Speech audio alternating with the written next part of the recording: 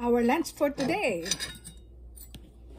1 plate avocado slice, cucumber slice, and tuna.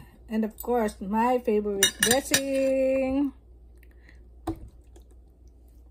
roasted sesame dressing.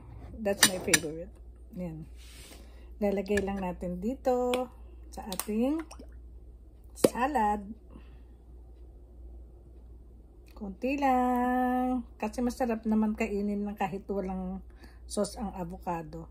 Masarap lang papakin. Plus may tuna pa tayo. And cucumber. Pwede din natin ipalaman dito sa toasted bread. Ginawa kong parang matsakaw, guys. kasi masarap. Yan. Papalaman natin ang tuna and avocado. Sarap yan, guys. Kahit walang dressing, okay na sa akin. Pero paborito ko kasi yung dressing na yan. That's it!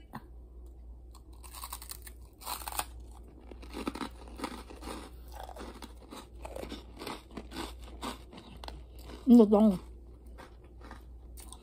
lutong na matsakaw ko.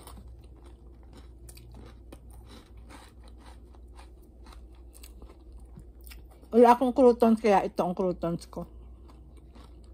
Self-made.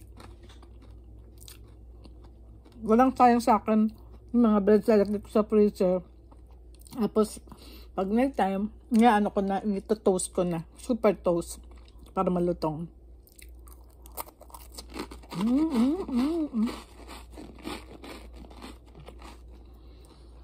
Hindi ko mapakita yung mukha ko kasi nung natirang avocado dun sa balat, pinahid ko sa mukha ko.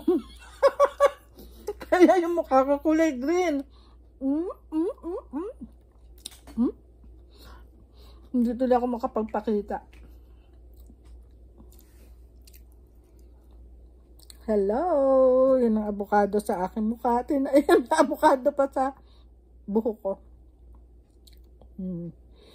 Yan, ang nunal ko na natabunan ng avocado. Una lang muna tingnan nyo yung kinakain ko. Ang sarap! Itong aking lunch. Tuna